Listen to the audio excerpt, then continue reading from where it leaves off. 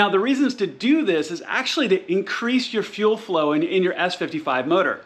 If you saw my dyno videos after my turbo upgrades, I was absolutely running out of fuel. At high RPMs, especially on E85, my high pressure fuel rail was starting to fail, and it just couldn't keep up.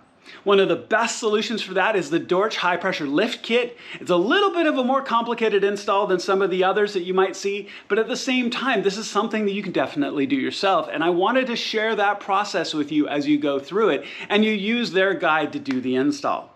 All right, so with all of that, let's go ahead and jump up to BIMTech. Let's get the install started.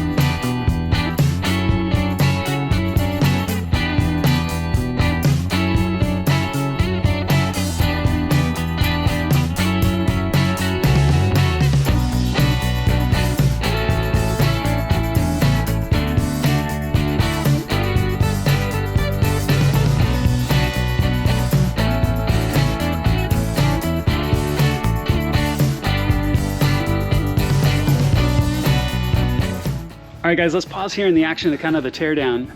We can all see the major structures here now underneath. When you look at your high pressure fuel pumps, they're right here and right here. So as you can see, there's absolutely no way to be able to get to those without taking all the rest of this out because they're so buried underneath.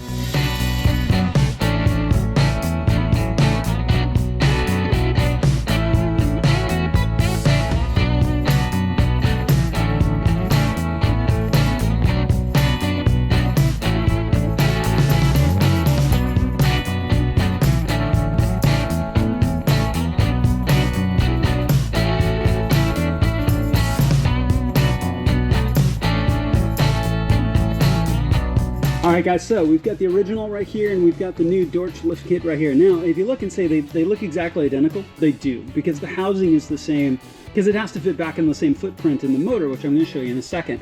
The secret sauce is all on the inside with the change in the cam and how the fueling actually works through that lift kit assembly itself.